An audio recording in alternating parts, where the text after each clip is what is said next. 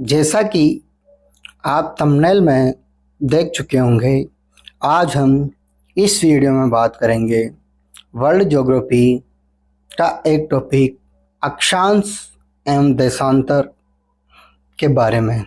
तो शुरू करते हैं आज का हमारा वीडियो। ग्लोब पृथ्वी का एक प्रतिरूप होता है। जो ग्लोब होता है वो पृथ्वी का एक प्रतिरूप होता है। सर्वप्रथम मार्टिन बोहेम नामक विद्वान ने 1492 में ग्लोब की संकल्पना प्रस्तुत की। अक्षांश तथा देशांतर ग्लोब पर खींचे गए विशिष्ट कोण, इन कोणों की सहायता से पृथ्वी पर अक्षांश एवं देशांतर रेखाओं का जाल बनता है। अक्षांश तथा देशांतर ग्लोब पर खींचे गए विशिष्ट कोण हैं। इन कोणों की सहायता से पृथ्वी पर अक्षांश एवं देशांतर रेखाओं का जाल बनता है। अक्षांश पृथ्वी के केंद्र से भूमध्य रेखा के सापेक्ष खींचे गए कोणीय मान अक्षांश कहलाते हैं। जो पृथ्वी के केंद्र से भूमध्य रेखा के सापेक्ष खींचे गए कोणीय मान अक्षांश कहलाते हैं। अक्षांश बिंदुओं को मिलाने वाली रेखा अक्षांश रेखाएं कहलाती है। जो अक्षांश बिंदु होती है उनको मिलाने वाली रेखाएं अक्षांश रेखाएं कहलाती है। जैसे पृथ्वी का जैसे ये भूमध्य रेखा है, तो भूमध्य रेखा के जो सापेक्ष खींचे गए कोणीय मान हैं ये अक्षांश रेखाएं कहलाती है। अक्षांश रेखाओं की विशेषता। जो अक्षांश रेखा हैं इनकी क्या विशेषता है? भूमध्य रेखा के समानांतर रेखाओं को अक्षांश रेखा कहते हैं। जो ये ग्लोब है इसमें जो भूमध्य रेखा है, ये भूमध्य रेखा, इसके जो समानांतर खींची गई रेखाएं होती है, भूमध्य रेखा के जो समानांतर रेखा खींची जाती है ये अक्षांश रेखाएं कहलाती है। सभी अक्षांश रेखाएं वृत्ताकार होती है।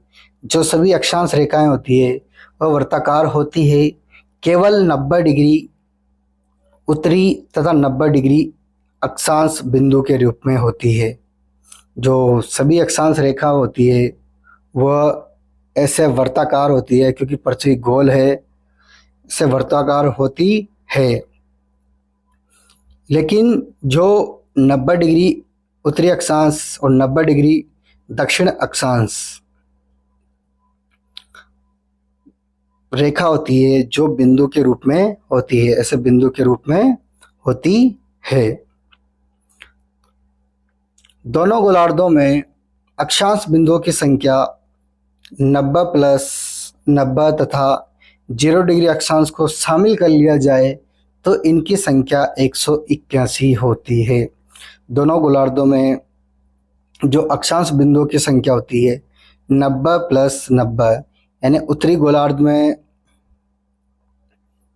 जो उत्तरी गोलार्ध है, ये उत्तरी गोलार्ध है, इसमें होती है अक्षांश की संख्या 90 और दक्षिणी गोलार्ध में अक्षांश की संख्या होती है 90।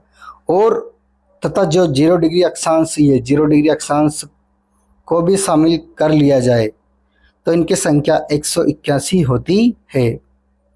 ग्लोब पर अक्षांश रेखाओं की संख्या 179 होती है, क्योंकि 90 डिग्री उत्तरी तथा 90 डिग्री दक्षिण बिंदु के रूप में प्राप्त होती है।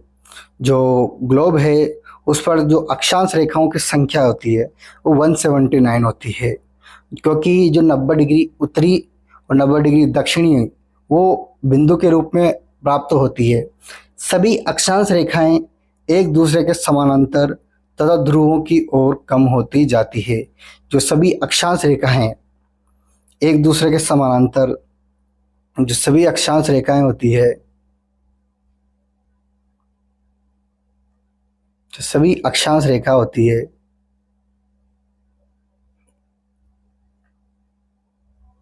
एक दूसरे के समानांतर होती है,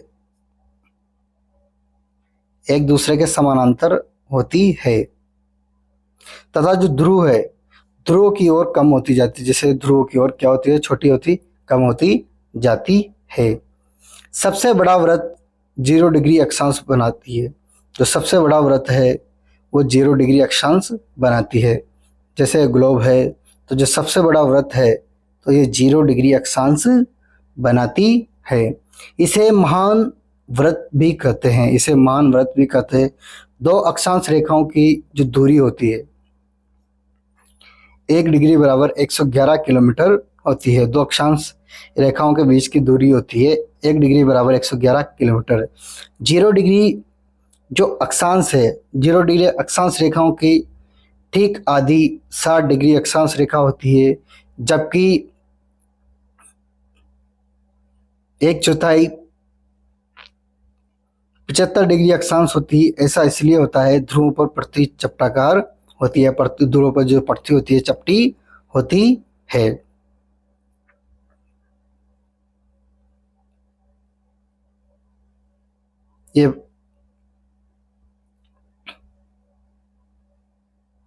ये ग्लोब है,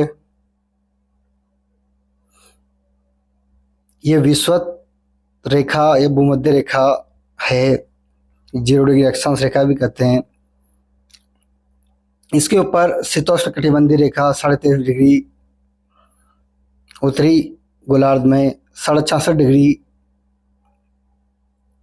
उत्तरी गोलार्ध में शीत कटिबंध है जो आर्कटिक वृत्त के नाम से जाना जाता है। जो दक्षिणी गोलार्ध में 23.5 डिग्री इसे मकर रेखा कहते हैं, और 66.5 डिग्री दक्षिणी गोलार्ध में इसे अंटार्कटिक वृत्त कहते हैं, और जो 90 डिग्री दक्षिणी गोलार्ध में इसे ध्रुव कहते हैं, दक्षिणी ध्रुव। और जो 90 डिग्री उत्तरी गोलार्ध में इसे उत्तरी ध्रुव कहते हैं। सामान्यतः दो अक्षांश रेखाओं के बीच की दूरी एक समान होती है। जो दो अक्षांश रेखा हैं उनके जो बीच की दूरी है एक समान होती है, लेकिन पृथ्वी को ध्रुव पर चपटी होने के कारण भूमध्य रेखा से ध्रुव की ओर दो अक्षांशों के मध्य दूरी में वृद्धि होती है। जो विषुवत रेखा है फिर जो अक्षांश रेखाओं की दूरी होती है 110.5 किलोमीटर होती है, जबकि ध्रुव पर 111.7 किलोमीटर होती है। दो अक्षांशों के मध्य का क्षेत्र पेटी या बेल्ट कटिबंध कहलाता है। जैसे ये ग्लोब है,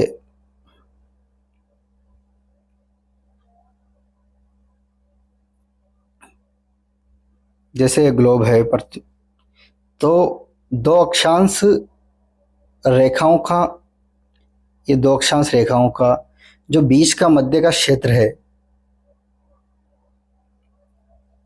ये कटिबंध कहलाता है या पेटी या बेल्ट कहलाता है।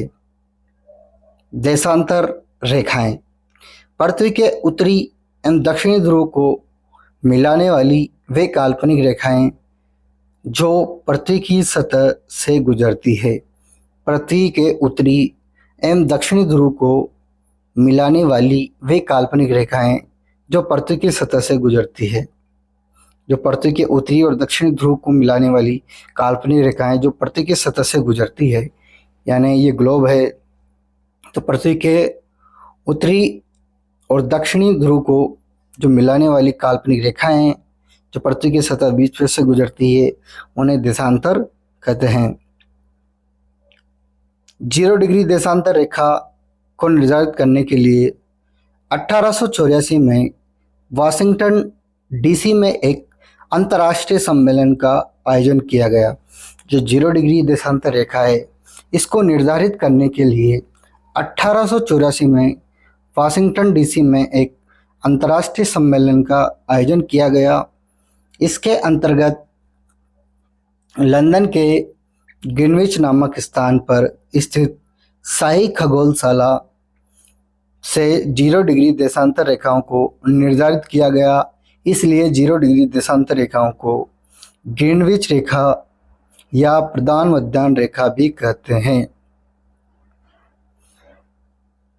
जो 0 डिग्री देशांतर रेखा को निर्धारित किया गया शाही खगोलशाला में, इसीलिए इसे 0 डिग्री देशांतर रेखा या ग्रीनविच रेखा या प्रधान मध्याह्न रेखा या अंतर्राष्ट्रीय समय रेखा कहते हैं।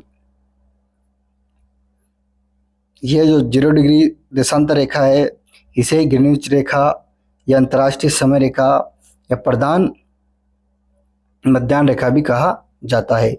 सभी देशांतर रेखाएं अर्धवर्ताकार होती है। जो सभी देशांतर रेखाएं होती है वह अर्धवर्ताकार होती है। जैसे यह ग्लोब है तो जो देशांतर रेखाएं होती है वह अर्धवर्ताकार होती है, ऐसे होती है, अर्धवर्ताकार होती है, अर्धवर्ताकार होती है।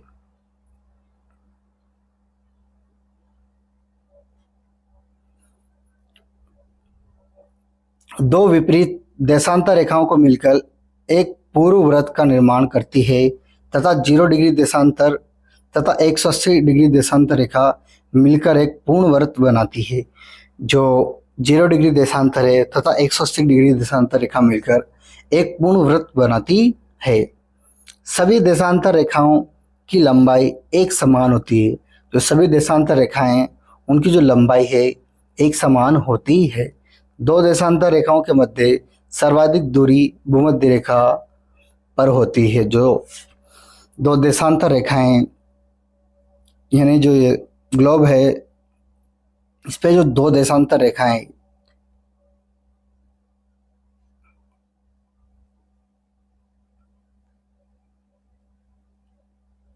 जैसे ग्लोब है इस पे जो दो देशांतर रेखाएं उनके रेखाओं की जो लंबाई है उनके सर्वाधिक जो दूरी होती है वह भूमध्य रेखा पे होती है। भूमध्य रेखा पर 111.32 किलोमीटर होती है। जो भूमध्य रेखा है इस पर 111.32 किलोमीटर होती है। जबकि ध्रुव पर देशांतर रेखाओं की जो दूरी होती है वह 0 किलोमीटर होती है। जो ध्रुव है इस पर जो देशांतर रेखाओं की दूरी होती है वह 0 किलोमीटर होती है। दो देशांतरों के मध्य का जो क्षेत्र है गोर या गोरे कहा जाता है। जो ग्लोब है जैसे ग्लोब है तो दो देशांतरों रेखाओं के मध्य का जो क्षेत्र है वो गोरे कहा जाता है। जहाँ गोरे तथा कटिबंध आपस में एक दूसरे को काटते हैं। जहाँ गोरे और कटिबंध ये अक्षांश रेखाओं का जो बीच का क्षेत्र है वो कटिबंध कहलाता है। जो आपस में एक दूसरे को काटते हैं उस क्षेत्र को ग्रिड कहते हैं। जो दोनों आपस में एक दूसरे को काटते हैं उस क्षेत्र को ग्रिड कहा जाता है। प्रत्येक देशांतर रेखा अक्षांश रेखाओं को लंबवत काटती है।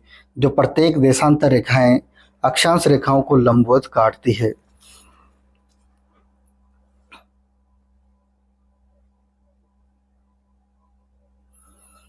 भारतीय मानक समय ग्रीनविच मानक समय से 5.5 घंटे आगे है। जो भारतीय मानक समय है यानी भारत की जो मानक समय रेखा है उससे जो ग्रीनविच मानक समय से 5.5 घंटे है आगे। भारतीय मानक समय का रेखा का निर्धारण 82.5 पूर्वी देशांतर से किया जाता है। जो भारत का मानक समय का रेखा का निर्धारण 82.5 पूर्वी 82.5 डिग्री पूर्वी देशांतर से किया जाता है। और भारतीय मानक समय प्रयागराज के समीप नैनी नामक किसी जगह आपको किसी किताब में मिर्जापुर भी मिलेगा स्थान, तो नैनी नामक स्थान पर किया गया है। यदि कोई व्यक्ति पूर्व देशांतर से अंतर्राष्ट्रीय तिथि रेखा को पार करके पश्चिमी देशांतर में जाता है यदि कोई व्यक्ति जो पूर्वी देशांतर रेखा है, यदि कोई व्यक्ति पूर्व देशांतर रेखा है, जैसे ये पश्चिम है, ये पूर्व है, तो पूर्व देशांतर रेखा को पार कर कर अंतर्राष्ट्रीय तिथि रेखा को पार करके पश्चिम देशांतर में जाता है तो एक दिन घटेगा। यानी पूर्वी देशांतर रेखा को पार कर कर पश्चिम देशांतर में जाता है तो एक दिन घटेगा, अर्थात व्यक्ति को एक दिन का लाभ होगा। यदि कोई व्यक्ति पश्चिमी देशांतर रेखा से अंतर्राष्ट्रीय तिथि रेखा को पार करके पूर्वी देशांतर में आता है तो एक दिन बढ़ेगा, अर्थात उसे एक दिन की हानि होगी। यदि कोई व्यक्ति पूर्वी देशांतर रेखा को पार कर पश्चिमी देशांतर में जाता है तो एक दिन घटेगा, एक दिन का लाभ होगा।